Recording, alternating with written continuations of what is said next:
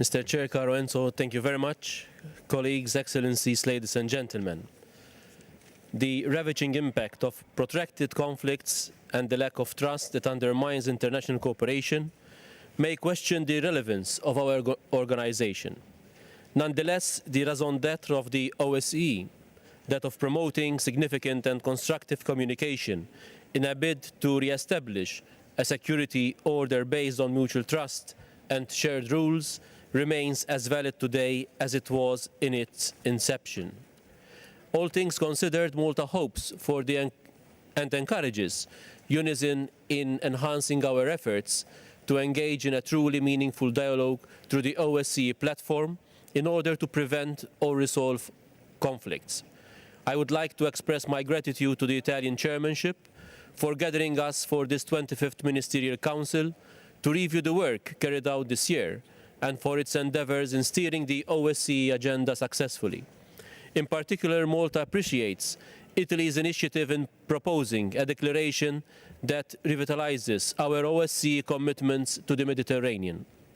As an island state in the middle of the Mediterranean, Malta highlights the necessity of giving merited attention to this region that has been progressively afflicted by challenges extending to serious repercussions onto the rest of the OSCE region.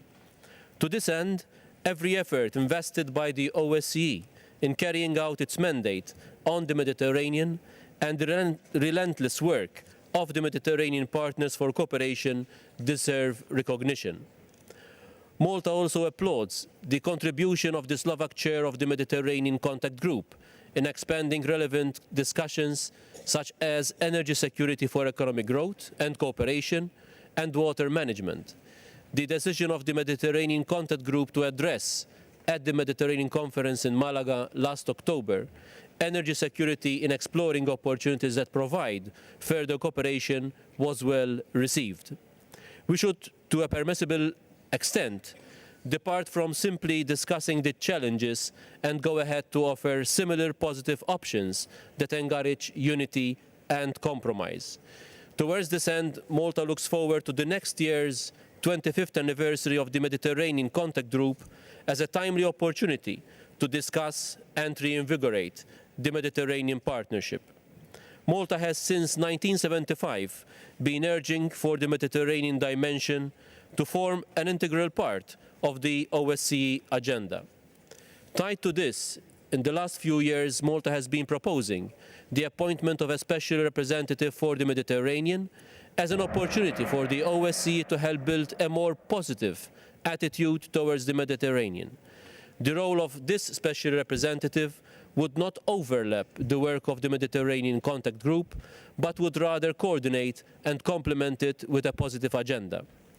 Notwithstanding Malta's unwavering special interest in the Mediterranean, my country remains sensitive to issues causing instability in other regions that are strained by protracted conflicts.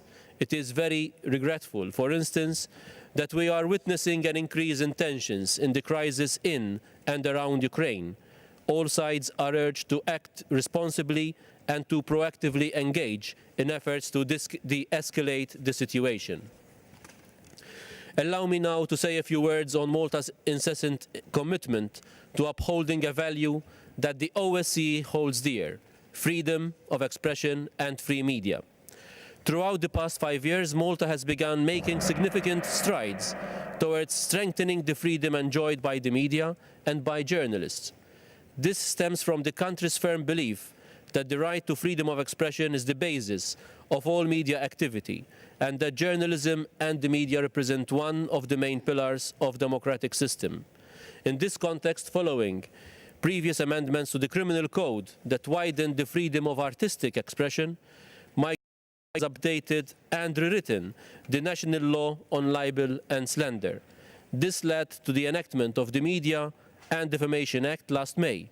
Here I would like to thank the OSCE representative on freedom of the media, Mr. Harlem Desir, and his office for the valuable assistance while revising this legislation. Finally, I would like to once again thank the Italian chairmanship for the hard work carried out throughout the year, while expressing a warm welcome to Slovakia as the incoming OSCE chair. I assure our Slovak colleagues of Malta's full support. In these times of increasing political and military unpredictability, the OSCE retains a key role in Europe's security architecture, spearheading efforts to reduce existing risks for our countries and our citizens while promoting dialogue and joint action to address threats effectively. As we pay tribute to former US President George H.W. Bush, who left us exactly one day before the 29th anniversary of the Malta Summit in 1989, that is, the summit considered to be or to have ended the Cold War, let us not forget his words. Lasting peace is indeed possible if we transform our relationship into veritable and enduring cooperation. Thank you very much.